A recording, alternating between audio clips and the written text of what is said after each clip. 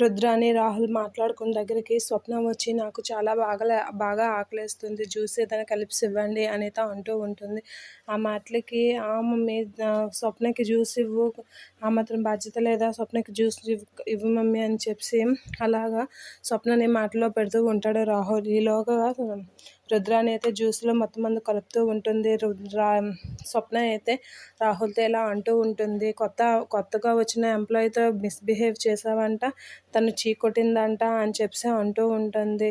నీకు సిగ్గులేదా, ఎప్పటికీ మారవా, అంతతో చీకొట్టించుకోవడమేనా నీ బుద్ధి అని చెప్పి తిడుతూ ఉంటుంది. లేదు స్వప్న, తను కొత్తగా వచ్చింది కదా, వర్క్ వచ్చా లేదా తెలుసుకుందామని వెళ్ళాను, వాళ్ళు తప్పుగా అనుకున్నారు అంతే అని అయితే అంటూ ఉంటాడు రాహుల్. ఆపు నీవు నాటకాలు, తులసి వనంలో గంజాయి మొక్క ఉంటే మాత్రం తులసి మొక్క అయిపోతుంది అనుకుంటున్నావా ఏంటా, గంజాయి మొక్కే అని స్వప్న అంటూ ఉంటుంది. అలా రాహుల్ని తిడుతూ ఉంటుంది.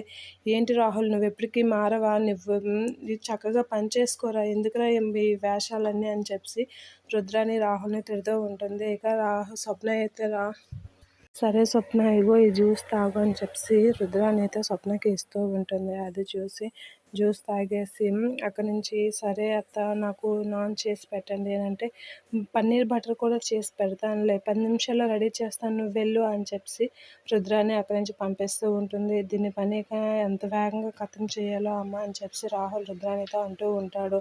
నువ్వు వేసిన వేషాలకి నాకు తప్పుతుందా అని చెప్పి రుద్రాని అయితే సరే అని చెప్పి వాళ్ళ ప్లాన్ షురూ చేసుకుంటారు.